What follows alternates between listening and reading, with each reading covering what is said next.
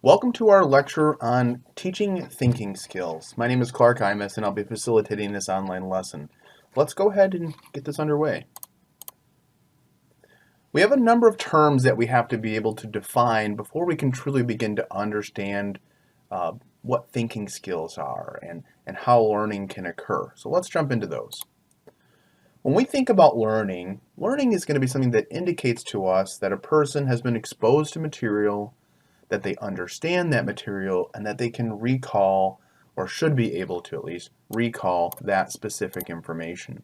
And so as we think about our students, we've got to think about ourselves as being proficient teachers in order for learning to take place. We also know that learning can be impacted by a number of environmental factors, including the room location, internal or external impacts on the student's behavior or thoughts, things happening in their lives. All those kind of build up to this culmination that affect learning. And it's our job to really be able to break this process down, this complex process of exposing and understanding and recalling information with our students to a way that's going to be usable and applicable to them as they progress through their education journey. Now the next thing we're going to be looking at here is going to be knowledge. And knowledge goes beyond just recalling facts and figures.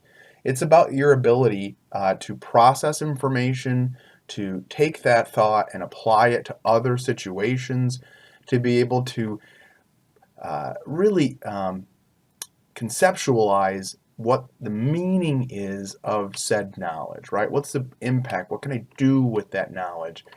And you're going to have other aspects that you'll see some training that'll happen with other concepts. And that's important, right? Because we want those concepts to kind of work together to have a little bit of a synergistic effect where they both kind of blow and bloom as they go, right? Those are important aspects when we think about knowledge, but it really is just more than just recalling information. We want to make sure that we have superior learning in EMS, and to do that we have to have a clear, strong foundation of knowledge. We want our students to be able to create images and ideas and solutions to problems well before the student has ever encountered that situation in reality. Whether that's in a simulated event in class, whether if it's a tactile experience with learning, whether it be blood or other aspects in class, right? The things that we need to get them to the point of being able to work and do the knowledge and skills of an EMS provider, we've got to be able to build them up to that. That's not something that you can just flip a switch and have a student really truly develop critical thinking. Now, critical thinking is really somewhat of an outdated term. A lot of educators consider it to be inaccurate because it's not necessarily critical thinking, it's more reflecting on behavior or problem solving, right? We may use a better target when we start to think about Bloom's taxonomy. We get to that point of evaluation synthesis, right? That area really is beginning to deal with the mastery of the content as we get to the peak of our Bloom's levels, no matter which domain we're looking at. Critical thinking is the ability for them to progress to the top of that. And I like to really refer to it better as taking time for reflection, taking time for processing and problem solving. One of the best ways that we can assess our students' learning or their critical knowledge and skills, their reflection times and the way that they've processed that information is by putting them through scenarios and simulations. This is an area where we can very easily assess all levels of all learning domains in a very unique fashion that's going to allow for us to be able to identify where students may have gaps in their knowledge, where we may see misinstruction had occurred, and it gives us a chance to be able to go back to address some of those things in a very comprehensive way. You can't expect to have your first day of class to throw a simulation out for students who have never entered into the EMS field, have no experience with it, and expect for them to be able to critically think. That's something we have to facilitate that process to get them up to that higher level of truly being able to problem solve and evaluate situations at hand. Now, simulations include role-playing of realistic patients in the classroom and other environments that exist. One of the things that's really important when you start thinking about simulation is how realistic can you get the simulation to be. One of the terms that you'll see in the literature for simulation research is what's called a suspension of disbelief, or I like to call it the buy-in factor. In essence, what this means is how immersive is your simulation? How immersive is your scenario? Are you really going to be pulling at the student's senses and maybe causing some distractions and being able to identify how they can process information for a patient inside an environment that may not be very supportive or conducive to that? Because that's the industry in which we work in. That's the reality of our jobs. And so we want to make sure we think about the environment and the way that we interact with those students. Get that buy-in factor. When a student gets done with a scenario and they're sweaty and they take their gloves off and it splats that nasty sweat everywhere, right? And they're sweating their brow and they're talking, or maybe they're even having visual signs of emotion, happiness, sadness, you name it, right? Those are things that are going to allow for us to know that simulation has impacted them, that it has, I like to use the term, stained your brain, something you're not going to forget, because in the real world, we don't want the first time that they come across a high acuity, low frequency event, we don't want their first time dealing with that to be right out of school. We want them to have some context from their education as they progress forward. Same thing goes if it's continuing education. We want to enrich the providers with things they may not see very often, so that again, when they're ready to do it, they've got some context to draw from. And that's going to be some of the benefits of getting to that higher component of evaluation and synthesis. There's past experiences, past knowledge, past application, right? All these past things that they've done, and now they can use that information, drawing it forward to evaluate, to process, to think of their problem solving and move forward in the direction that they'd like to travel. Now, in simulation and scenarios, it requires a patient actor, it requires a responding crew, oftentimes it requires bystanders, a facilitator, an instructor, sometimes a simulation technician if they're setting up or taking things down, right? And a lot of that information, all about that stuff, right, is not something that's going to be easily assembled, right? One of the key factors of making this impactful learning is that it is extremely time consuming. But it has to be in order to be realistic, and that's the key behind it. Oftentimes we focus in initially education or in education in general for EMS about how quickly can we get through this material, right? How much time do I need to spend on this? That they're seasoned providers. I shouldn't have to spend so much time on it. You may not have to put a lot of time and energy into making a scenario for them, but you may have to spend some time making sure that your simulations are realistic. That you use things like moulage, that you're using distractions, that you move your scenarios out of the classroom, right? There are so many instructors in EMS, in healthcare for that matter, that say, oh, we do high fidelity simulation. You go, oh, great, I'm excited to see what you do. How do you do audio visual recording? What's your debrief process look like? We use the inverted triangle for all this. And they're, well, what are you talking about? We pull the mannequin out of the closet and we put him on the table and the students do a mega code. That's not a simulation, folks. That may be an aspect of a scenario, but how much critical thinking, how realistic is that? In my time, I don't think I've been to many classrooms where patients have died on the table.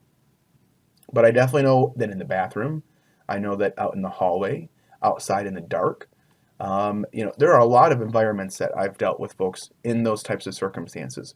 But we got to think a little bit further beyond that to make sure students are getting that true experience. So ways that you can make your simulation more realistic. Move your scenario to a location that is realistic, outside of the classroom, outdoors, in the hall, a parking lot, a bathroom, the backseat of somebody's car, wherever it might be, right? Move those scenarios to those locations so there's that level of realism. Use moulage and makeup. A lot of people are afraid to get into moulage. They don't know what to do. They know it's kind of expensive. They're not really sure. There's some really basic things that I think you should get for moulage. I'll kind of give you just a quick, brief amount. Charcoal powder, right? Relatively easy to get. You can order it offline. I order almost all my stuff off Amazon, not to plug, but that just makes it easier. Blood powder is another one that I'll use, right? You just kind of sprinkle it on, it's a little powder, and then as you do that, you spritz it with a little water, immediately turns into road rash. Very realistic. Make your own simulated blood. There's tons of simulated blood recipes. I got one uses corn syrup and condensed milk, chocolate syrup, a lot of red food coloring, and a little bit of yellow, a little bit of green, a little bit of blue. And you kind of mix all that stuff together, and it ends up making a really, realistic looking blood, right? So when you're on a scene and you've got someone that's actively bleeding out, do your students have to walk around that? Because if they're not used to it, they may be afraid to approach that circumstance. Other things, props, pill bottles. In today's age, you can go on the internet and you can find a pill bottle label, pre-made, and you can go through and just take it and print it on some labels you get from Office Max, and you can slap those suckers right on to some pill bottles. Those pill bottles, you can also go to your local pharmacist and ask for a bunch. They generally give them to you for free, right? And then what do? You fill them with Sweet Tarts, or you fill them with Smarties or things like that that look like pills. Or you can go out and spend more money, but oftentimes there's constraints when it comes to your budget. Background noise. Almost everybody and their brother has this guy right here, your cell phone, and then also has some type of Bluetooth speaker. Sit it in the corner. Get an MP3 or get a sound effects board for free online that looks at barking dogs or sirens or loud noises, things of that nature. Those are things we can easily be able to do with very low amount of effort, but it does take some pre-planning as you look to do your simulations. We collect old pizza boxes from students. We have children's toys. We've got a child's bike. We've got bicycle helmets. We've got every type of helmet and football pad you can think of, fire gear, things that you can just collect, right, over the years. As people say, we're going to get rid of this. No, don't get rid of that yet. I'll take those things. I'll use them. Even old clothes that your students can learn to use their trauma scissors and cut. Those are things that are going to be very helpful when it comes to creating a simulation. Alcohol bottles, not full, right? We always write simulation on them. But I went ahead and I wanted a bottle of vodka that was going to sit there. And now I wouldn't get in trouble for it because I can't just put a bottle of vodka and put water in it. The college would kind of get worried about that. So what do? We poured resin in there and we filled it up, and it looks like it's a half-filled bottle of vodka, right? Just bought some super cheap vodka, dumped it out because it's not even worth drinking, and then go ahead and filled it with that epoxy. The other thing we did is we took cigarettes. I went ahead and bought a pack of cigarettes, broke them down, lit them on fire, made a big ashtray out of them, and then I took that ashtray because I can't stand the smell of cigarette smoke, and I poured, again, resin on top of that in a glass ashtray, and then we could toss that out so folks could be able to use that whenever they needed to. Those little things, oxygen concentrators, CPAP devices, that type of stuff, distractions and dirty laundry on the floor where you're going to be at, those things all add to the realism. And when you do that, the students will have that suspension of disbelief. They'll believe what they're doing is real, and the emotions and the memories that they'll have from that will help them as they continue to move forward. The other part of a simulation or a scenario that can really cause it to go off kilter is if your patient's not following a script. Now, there's times in class where we like to do this where it's fun and everyone kind of pretends and we get a little chuckle out of it.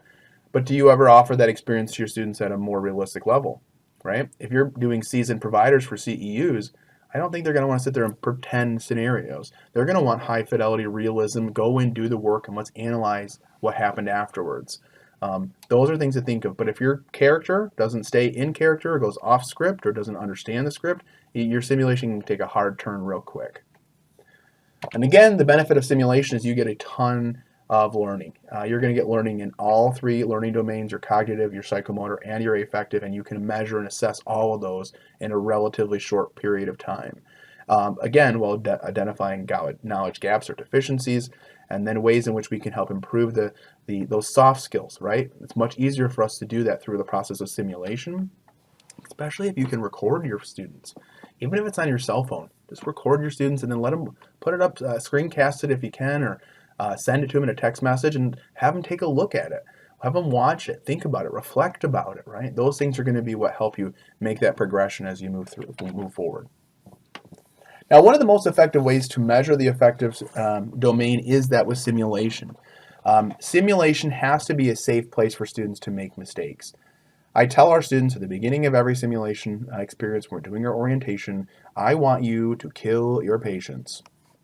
And then I'll sit quietly. And they look at each other like, what is wrong with this guy? And I'm going to say, yeah, in my sim lab, kill them all you want. Get it out of your system because I can reboot the mannequin, I can redo the robot, and we can redo the simulation until we get it right. But what I can't do is I can't graduate you having gaps in your knowledge and not having you be able to perform those. Or to create an environment where someone's afraid to act because they're afraid to make a mistake because of being harassed or whatever that feeling may be. We don't want that. We want to create an environment where students can fail and then learn from their mistakes, learn from their failures, and continue to progress forward. We also want to make sure that we give the students exposure to different types of patients in simulations. If all you have are adult mannequins, well, then you're going to have to try to do the best you can with what you got. It's very expensive to buy simulation mannequins or simulators, but maybe you've got some friends or family or kids or somebody that could come in and be that patient for you when you're dealing with those pediatric patients. We like to do a pediatric assessment day where everybody brings their kids in and we strap them to the pediatric board and use the ACR restraint device and all these other great things, blood pressures and heart rates and juice boxes and cookies everywhere at the end of the day. But it's a way in which we can utilize real live little people, all right, pediatrics, that we may not otherwise be able to get. That can happen in a simulation, but again, it takes that forethought to be able to do it. We also want to make sure that we can get students to be able to process through information in real time. We've all known that there are those students that get this naturally and they can easily come in and do that performance-based learning. There are other students that just cannot. And that makes it a pretty challenging experience for them when you put them into a situation and they can do it, but it's going to take an hour. Well, we got 10, 20 minutes to be able to do this. Simulations help you be able to assess what's happening while doing it in real time. And then again, it's going to improve communication skills. Things that I make sure that we really hammer on. You walked into the door to someone's house. Did you knock and introduce yourself? Did you get the patient's name? Did you make good eye contact? Did you shut their door behind you so you're not letting in the cold air or whatever else might be going on? Sometimes you need to leave it open. But there's circumstances that you can do with that. Turnover of care, first responders to the arriving ambulance crew, the ambulance crew to the hospital staff. Are you allowing them to practice their SBAR, situation assessment, background recommendation, turnover of care? Are you giving them an opportunity to do that and to practice and improve their team dynamic and their communication? Generally, we think about communication as the key, right? You either lose or win a situation based on your effective communication. Now, in the classroom, we want you to be able to use this, right? To open the class session, get their attention by doing some type of case study or a scenario, right? Something that's going to grab their attention, and that's also going to help them provide a realistic experience that they can go back to, that they can draw on as they go through the lecture. Video case studies are a great way of being able to do this. If you record your students doing a simulation, you can also play that back for them later, depending if you've got all the right signatures and release to use those videos. You can go ahead and you can use that information. It could also be a video that you've got from an old episode of New Orleans EMS, right? Or 911 way back in the day. Give them something to watch, and that's going to help them be able to connect those key information points to your lecture. It's going to give something that's going to bridge in. If you heard me talk about the BOP quite a bit, bridge into your assessments, or to your lesson, I should say. Now, we also want to know for remediation in clinical and field work, when a similar call has been performed but has gone bad, this is a great tool for continuing education. There's a real life event, something catastrophic happened, a sentinel event, something critical that occurred outside of the normal process. Simulation is a safe way in which you can allow for that individual to demonstrate that they have learned from that experience, right? And we can use that for both clinical or field work as remediation.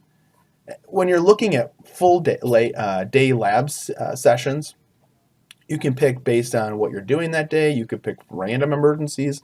I have a little plastic red fire hat that I like to use, and I call it Scenarios from a Hat. And I have students write down the specific topics and so forth that they want to use from their section of the book I assign. And then they write a scenario and they throw that topic into the hat, and we grab that out of there, and that's the crew that does that said scenario. Again, it gives us a way of being able to involve the students for some active learning and some thinking about what they're going to be doing, some reflection on how a simulation should go, what the expected performance would be, and the layout of that, and then the watching and the performance of another group performing their simulation, and then the discussion and the feedback that can happen afterwards. What a really great way of getting to that higher level thinking. And speaking of which, we got to start thinking about how do we climb that ladder? How do we get our students from where they start as a low-level learner in EMS and progress them through the highest levels of learning that they can have. So when we think about higher level thinking, it's going to be using experience, reflection, reasoning, communication, all of which is going to guide their actions and their beliefs. And what this does is it begins to move the student into the metacognition level. We've talked about that a lot, right? Metacognition, thinking about how one thinks or performs, right? It gets them into that level of thinking when you're really thinking about their thought process is equally important with thinking, right? We don't, knowledge is one thing, right? Great, they got great knowledge. They may know all the right facts and figures, all the right drug dosages, all the right acronyms, but when it comes to doing it, right, they can recall it, but maybe their thinking or their processing of that knowledge is impaired, or I shouldn't even say impaired, maybe it's just influenced by something, and we need to be able to do what we can to kind of flush that out, and simulations and scenarios help us be able to reach that level of metacognition. We also know that higher level thinking is desirable in EMS because it facilitates good judgment. We want to make sure that we are sensitive to the current context that we need to have our students prepared to, and that we establish within our learners their ability to self-correct and to self-critique. At the end of every call, students, providers in general, no matter whether it's EMS or if it's healthcare or a physician, doesn't matter, there should be some type of debriefing or self-reflection, self-correcting process afterwards so that you improve for the next time. That's that continuous quality improvement aspect. And again, when you're thinking about higher level thinking, when you truly have effective thinking, you're going to have a student that welcomes problematic situations. They want to be challenged by problems. They are going to use active inquiry. They're going to ask questions. They're going to seek out information. They're going to tolerate ambiguity. They're going to tolerate shadiness or unknowns, right? Because that's part of this process of developing and thinking about, what do I need to do? How do I pull this information out? How do I get the data and the information that I'm looking for? They're going to search for other alternative situations. It's really important when you're trying to establish a differential diagnosis. And then it really requires reflective thinking. When you have reflection, that gives you time to take your actions and skills, to reflect on that for next improvement, and boom, the circle completes. We're able to get that reflection aspect taken care of. We also know that with higher level thinking, it's going to be driven by questioning. And that's one of the ways we will facilitate higher level thinking in a simulation, specifically not during the actual scenario or simulation, but in the unpacking of it, the debriefing of it, right? One of the things that we do here at KCC, based on our research time here, utilizing the Delsky simulation model from my Dr. Chad Delsky previously as a program director here, was asking a lot of Socratic questions, a lot of open-ended, what were you thinking? Why were you thinking that? What was kind of going through your head in that moment? Explain to me your process. Explain to me your thought process. That's much different than what do you do?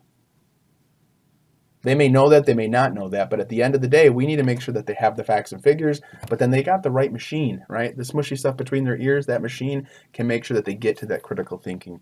And again, you want students to ask questions of you, their classmates, and more importantly, themselves. So how do we take this concept and facilitate higher level thinking in class? Well, we're going to do it by supporting reading for information recall, that we're going to be giving students question to answer from their reading, right? We want to start with that real simple aspect. Give them something that they have to recall question-wise from their reading. Begin your lessons with a case study or a scenario, something that's going to grab the attention and bridge from where they're at to the knowledge that they're going to give, right? Something that's going to bridge that open wide space of unknown and give them some context then to be able to draw on and reflect on while you're actively instructing them. Now, you need to have students conduct self-assessments of their performance as well. There is a lot of research that supports peer mentoring, peer instruction, peer tutoring, right? All these things where a student is helping another student be able to learn the material. And I can tell you for myself, the best way to learn something is to teach it. You're going to try to prepare as much as you possibly can, and then when you get in there, boy, that experience stains your brain, and you're not going to probably make those same mistakes twice, and the things you said are going to become easier to recall later on, right? It's a different way of organizing from short-term memory into long-term memory. You want to think about that, right? So not only do you want to make sure that you're getting your students to be more comfortable about self-assessment with their performance and decision-making, But you're going to need to push the students also that don't want to interact, your wallflowers, the ones that don't ever raise their hands, the ones that don't ever speak up in class. Part of us getting them to identify that critical thinking or the higher order thinking is to get them to interact with us. Call on them, pick on them, right? Don't let there be an opportunity for them to sit back and just sit and get content. They need to be actively participating. We want to ask students to summarize passages, right, of your lecture, comments, and other things. Maybe something simple you do is you've done 4 or 5 slides of really heavy content. Maybe you pause and have your students do some reflective writing. Maybe you do a quick think, pair, share. You ask them a question to think about, you pair them up, they discuss it together, there's that peer interaction, and then you share it with a larger class and you have a discussion to facilitate. You're going to see higher order thinking really kind of take off in that fashion. And don't just ask students to tell you an answer, right? What's the liter setting for a non-rebreather? 10 to 15 liters, right? Great. Why? Chirp, chirp, chirp, chirp, because the book said 10 to 15. Well, no, you got to have enough to keep that reservoir bag. So when they're breathing really heavily because their increased respiratory rate and effort, they don't suck that bag down flat because they could suffocate. That's why we set the liter flow that high. It allows for the student to be able to explain or to justify why they made the decisions they chose to make. And it may be something that they come to the realization of, that wasn't the best thing for me to do. Bingo, we nailed it. That's the key for us, right? Being able to get the student to identify their deficiencies with facilitation. That's way more impactful than me saying, boy, you should have done this, this, and this. Those things aren't going to work within that environment. It'll work, but you will not see your students progress to that higher order thinking. We also want to encourage students to ask classroom questions. When they're in the classroom, let them ask each other questions. I love to have our paramedic students come down and interact with our EMT students. And the EMT students think that the paramedic students are the most smartest, intelligent people in the world. And I know that they're not always that proficient yet. But this process of the peer mentoring, that makes a huge difference in them getting up to that higher order thinking, because it requires them to take on a different role, a little bit of a different persona that goes with it.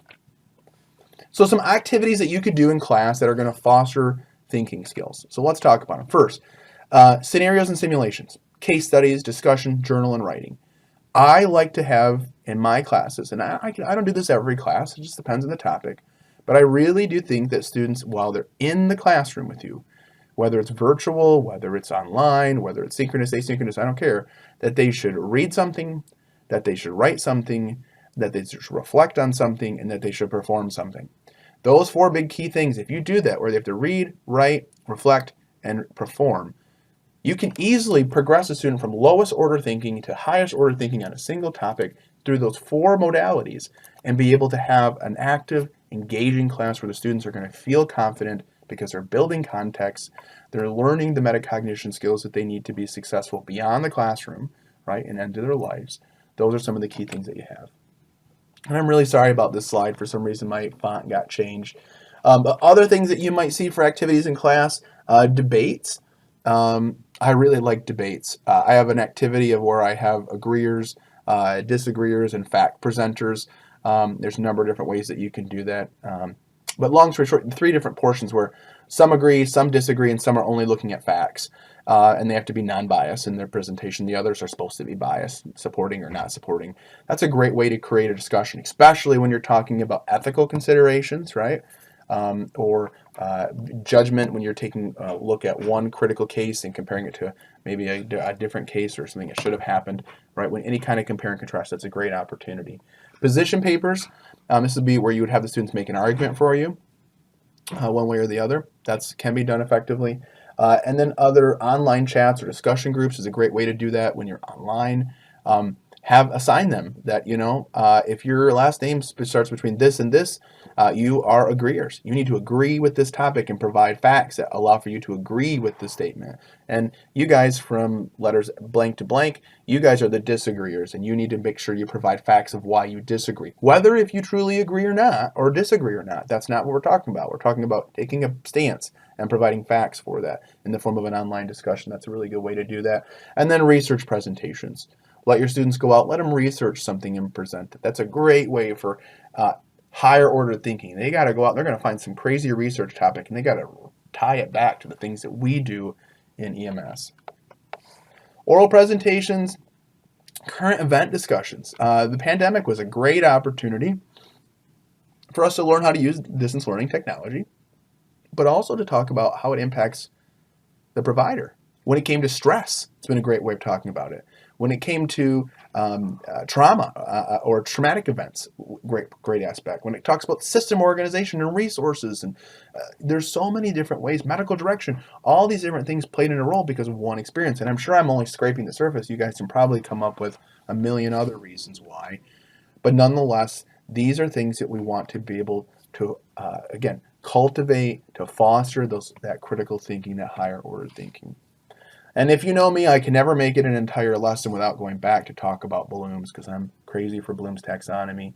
And I'm going to focus predominantly this time on the cognitive domains. Know that when a lot of times when you're seeing information in your DOT objectives, that they are coming from the 1956 version, the noun version of Bloom taxonomy, not the 2001 version, which is where we move from verbs. And then you can also see that evaluation and synthesis have actually flip-flopped, that you should evaluate and then create. That makes more sense. And a lot of times those two can kind of work together. But let's focus on, again, these terms of knowledge, comprehension, application, analysis, synthesis, and evaluation as we go through. For knowledge, again, we're talking about the ability to just assemble terms and facts, memorization of root information. It's the foundation of our learning, and it's necessary for us to have that information so we don't have significant gaps, so we can apply on top of that, right? So we can get to the ability of performing said skills or combining multiple things together as we begin our application and up through Bloom's. Again, the verbs you use are really important here when you are writing your objectives. We want to make sure that we're not just saying here of I understand. Understand is not a measurable component, right? Maybe you're going to use things like arrange, define, label, name, memorize, order, recognize, list, recall, repeat, right? Those are things that we can measure, that we can assess. Indicate, match, outline, quote, read, review, select, state, trace, write. All those are awesome action verbs to use for that knowledge level. For comprehension, we're talking about the ability to use their knowledge and interpret or translate information that they've received. And these action verbs are going to be things such as classify, discuss, identify, locate, describe, review, add, associate, explain, express, summarize, visualize, select, indicate, or translate. For application, we're talking about the ability to apply the information, right? To use knowledge, to use that comprehension of it, to apply that information to new situations, to new events. These include action verbs as apply, operate, choose, practice, acquire, adapt, avoid, change, complete, construct, demonstrate, determine, discover, examine, express, handle, illustrate, modify, use, and prepare. There's a lot of lists that you can find on the internet as well too, and your DOT, one of the appendices is those as well. That's helpful. Next level you're going to look at is going to be analysis. This is the ability to break down the information into components and then kind of look at each component separately and to think about how those pieces and parts impact the entire whole. It's going to be able to break it down to simple pieces, to think about it, and then your ability to kind of reassemble those back together. Your action verbs, again, for analysis include analyze, contrast, examine, critique, criticize, question, differentiate, compare, experiment, diagram, calculate, confirm, ensure, explain, group, infer, investigate, prioritize, relate, select, and summarize. And then finally, we're going to be getting to synthesis and evaluation. Remember, synthesis and evaluation in the new Bloom's is flip-flopped, but our DOT curriculum is going to be using the older version. This is the ability to reassemble the information into a new manner, right? Again, abstract thinking and creative thinking are oftentimes going to be used to take what they know and the pieces and parts and how they impact each other, and then begin to kind of assemble that back together and to really understand what's occurring. Your action verbs for synthesis include assemble, manage, create, design, compose, organize, construct, prepare, formulate, set up, arrange, categorize, develop, explain, facilitate, format, generalize, handle, modify, portray, prescribe, rearrange, revise, and last but not least, write. And then we get to our evaluation methods. This is where you can truly be able to make judgments on others. And a lot of times, the reason why these flip-flopped at the top for the Bloom's as of today is because you really oftentimes are going to evaluate something and see how others are doing it first. It's kind of more of a human nature, I would think. And then from there, you're going to go back and you're going to synthesize something new to do, right? You don't often do it and then go back and then look at what someone else does. You generally look at what others are doing and then come back to be able to do that as well. Your action verbs for evaluation: praise, judge, evaluate, score, assess, compare, conclude, counsel, determine, discriminate. Again, that's kind of just separating and categorizing, not in a form of race or anything else. Interpret, measure, predict, rank, rate, select, support, test, validate, and last but not least, verify. So hopefully this was going to be a helpful presentation for you. I definitely think that these are going to be some important verbs for you to be able to use as you kind of progress down through the rest of your lecture. So again, I appreciate you for hanging with me throughout this one, and I will see you guys on the next lecture online. Take care.